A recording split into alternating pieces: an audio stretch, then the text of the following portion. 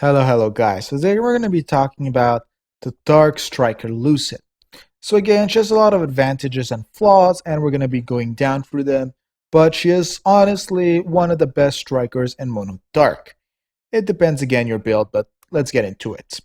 Um, so her best position is left forward, but again, depending on what they're placing, you can move her around. It's not going to have that big of an importance. She has great power, high technique, low vitality, low speed, but the low speed will be helped through her passives. So let's look at it. Increase the attack power by 40%, action speed by 20% of dark players, burst to 64 and 32. Again, pretty nice. Depending on what you're running, you might even want to use it. If you're trying to do some PvE content and just finish it out fast without them moving, it's a great ace.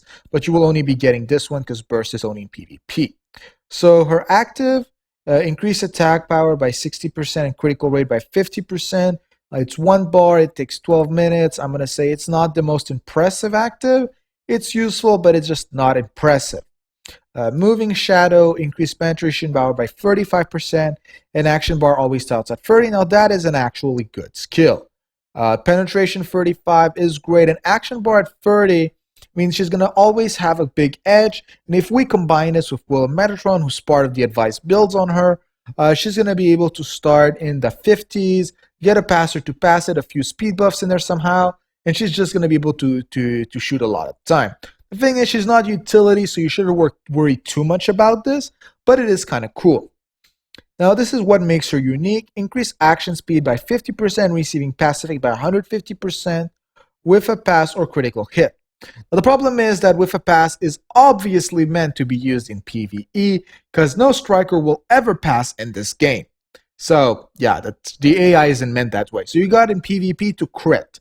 This is why in her case, critting is major, because it gives her receiving pass effect 150%, who is going to be able to outbeat an SOP stone even at max stack. Again, depending your build, but if you're not critting anyway, it's clearly outbeating it. Now, Extreme 2, increase critical rate by 70% of an attack, and when you combine it with her base stats, that's another 45-ish percent.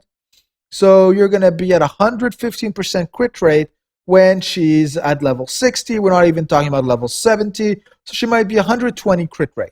Then you got to build it up knowing that the usual advised critical rate for a striker is around the 320s to 360s.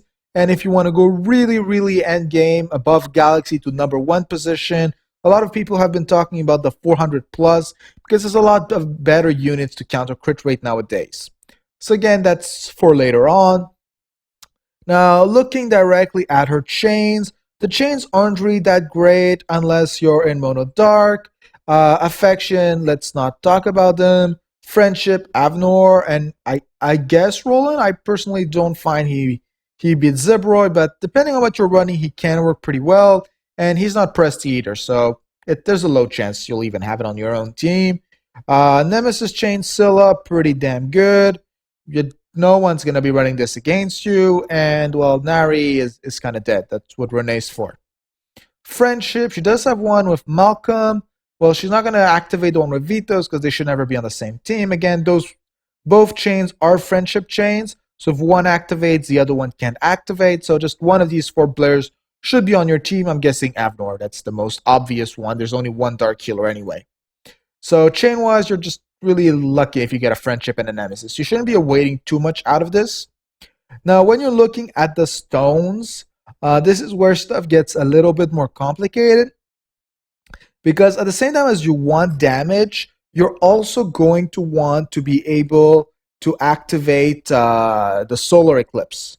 So what most people have tried to do is to give her a Will of Metatron, because it's able to increase the action bar and the critical rate.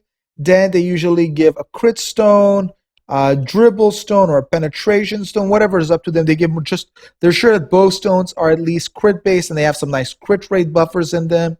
And for the prime stone, they're usually going to use an ardor critical damage. If you are re-rolling her and you're able to get some good critical rate subs, you should change one of the dark ones to Ardor to run double Ardor critical damage, 1 crit rate, and 1 light Will of Metatron. That seems to be working extremely well. I faced a few. The only thing that's really problematic with her is going to be the automatic management. I'm going to explain that what I mean by that is she needs to crit, and then she also ideally should use her active, but we don't want to use her active when she's using solar eclipse because then it's going to be more powerful. So you got to somehow manage the timing of your front for you to be able to shoot a first time and be able to crit and then receive the bounty on active for 3K and just wreck what's in front of you. On top of it, there's a new leader that's going to give her a lot of penetration. I think the ace burst would be around 50% combined with her 35%. You should be able to get around 100% penetration, some extremely high pass effect. She has nice crit rate built in, 2 other critical damage stones. I mean, all of that combined is just going to make a great build altogether. Of course, it's going to take a little bit of time to get there. The usual advised build for her used to be Balteon Shura. If you don't have Balteon, you leave Shura and you use the new Dark as leader, or in the other way around. You can. The thing is that Shura is extremely powerful for crit rate, so if you have Shura and you don't have Balteon, it's a great combo with Lucid right there. The thing is, Balteon's pass effect is just so damn good, you still want it in the end. Okay. I hope this explains the basics of Lucid. If you have any ideas, comments, or opinions, leave them in a description below. And have a great day, guys.